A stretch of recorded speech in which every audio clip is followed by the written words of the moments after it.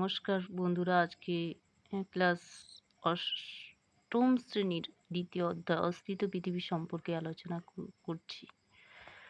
হাজার হাজার বছর ধরে ধারণা ছিল যে পৃথিবীর উপর মহাদেশ মহাসাগরগুলির বিনাশ নির্দিষ্ট, কিন্তু বর্তমানে আমরা জানি যে মহাদেশ মহাসাগরগুলি এখানকার বিনাশ লক্ষ লক্ষ বছর ধরে মহাদেশ সঞ্চরণ বা মহাসঞ্চরণের ফল।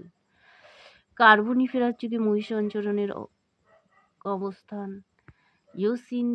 ইওসিন যুগ থেকে আসছে কোয়াটারনারি যুগ। আর আজকে বর্তমানকালে মহাদেশ মহাসাগরগুলির অবস্থান সুবিধে দেখতেই পাচ্ছ। আর এই মহাসঞ্চরণ তত্ত্বের প্রবক্তা ছিলেন আলফ্রেড ওয়েগনার।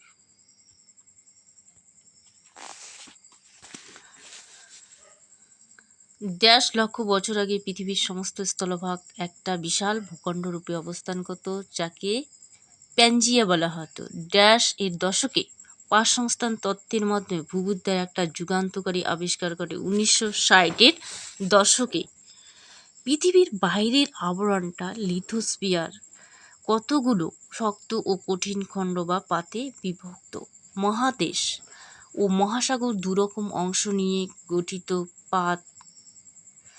এই মহাসাগরীয় পাতের থেকে মহাদেশীয় পাত বেশ পুরু। 6 নম্বরে আছে পৃথিবী পৃষ্ঠের কয়টি বড় পাত ও কয়টি ছোট পাতে বিভক্ত। 6টি বড় পাত ও 20টি ছোট পাত নিয়ে গঠিত। 6টি বড় পাত কি কি?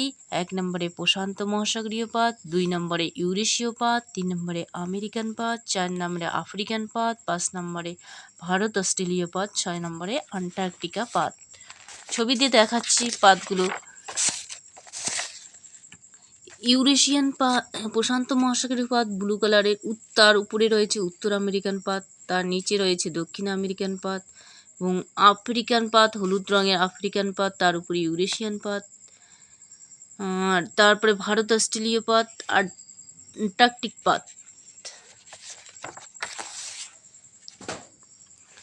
গ্রিক শব্দ টেকটন এর অর্থ কি? গঠন করা। প্লেট শব্দটি প্রথম কে প্রয়োগ করেন? Jetty Wilson. 1967 সালে কোন দুই বিজ্ঞানী পাতের চলন সম্পর্কে তথ্য দেন? ম্যাকেঞ্জি ও পার্কার। 1968 সালে কোন দুই বিজ্ঞানী পাত সংস্থানের বিস্তারিত ব্যাখ্যা দেন? লা পিচো।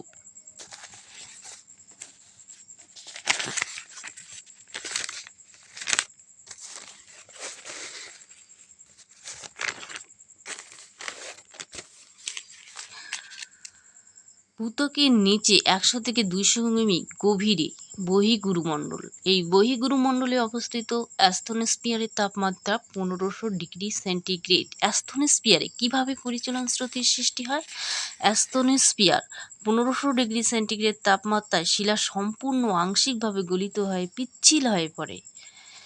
উপরের স্তরে প্রবল চাপে ভূ অভ্যন্তরের এই উত্তপ্ত গলিত পদার্থ উপরের দিকে উঠে আসে এবং দুপাশে প্রবাহিত হয়। এভাবে তাপ পরিবহনের মাধ্যমে পরিচলন স্রোত তৈরি হয়। পাশাপাশি দুটি পরিচলন কক্ষের মাঝে ঊর্ধ্বমুখী অপসারী স্রোতের উপর ভাসমান পাতগুলি পরস্পর থেকে দূরে সরে যায়। পাতগুলি কয়টি ভাগে ভাগ করা যায় ও কি কি? পাতগুলিকে 3টি ভাগে ভাগ করা যায়, যথা 1 নম্বরে আছে অপসারী পাশ সীমানা, 2 নম্বরে অভিসারী পাশ সীমানা, 3 নম্বরে নিরপেক্ষ পাশ সীমানা। অপসারী পাশ সীমানা কাকে বলে? যেখানে পাতগুলো পরস্পর থেকে দূরে সরে যায়, সেটাই হচ্ছে অপসারী পাত সীমানা। এখানে ছবিতে দেখতে পাচ্ছ দক্ষিণ আমেরিকান খাত আর আফ্রিকান খাত পরস্পরে দূরে সরে যাওয়ার ফলে এদের মধ্য সামুদ্রিক শৈলশিরা তৈরি হয়েছে।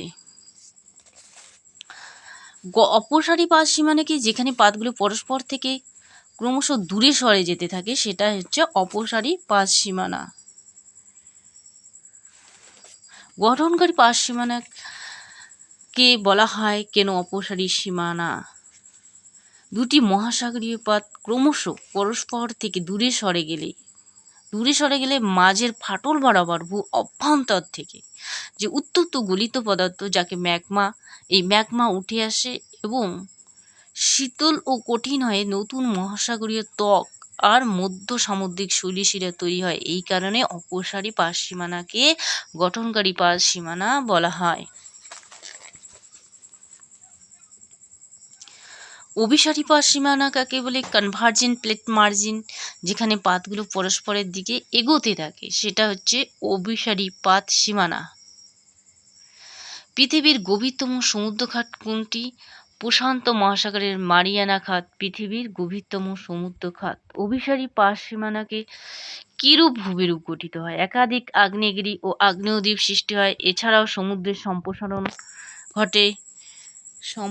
ঘটে। নিরপেক্ষ পাত সীমানা বা সংরক্ষণশীল পাত সীমানা কাকে বলে? যেখানে পাতগুলো পরস্পর সমান্তরালে পাশাপাশি সঞ্চারিত হয়, সেটা হচ্ছে ট্রান্সফর্ম পাত সীমানা। এই ধরনের পাত সীমানায় নতুন ভূত্বকের সৃষ্টি হয় না, আবারও পুরনো ভূত্বকের ধ্বংসও হয় না, তাই এই সীমানাকে সংরক্ষণশীল বা নিরপেক্ষ পাত সীমানা বলা হয়। উদাহরণটি ক্যালিফোর্নিয়ার উত্তর ও দক্ষিণে বিস্তৃত সান আন্দ্রেস চ্যুতি। ইউরেশীয় ও ভারতীয় পাতের সংঘর্ষে তৈরি হয়েছে হিমালয় পর্বতমালা। আফ্রিকা ও ইউরেশীয় পাতের সংঘর্ষে আল্পস পর্বতমালা সৃষ্টি হয়েছে। জোড়া মিলো অ্যাপালেশিয়ান হচ্ছে আমেরিকা যুক্তরাষ্ট্রে। ইউরাল পর্বত হচ্ছে ইউরেশিয়াতে। আরাবল্লী ভারতে। আজকে এখানেই শেষ করলাম। যাদের ভালো লাগে চ্যানেলটি সাবস্ক্রাইব করবেন এবং কিছু জিজ্ঞাসা করা থাকলে কমেন্ট বক্সে কমেন্ট করো।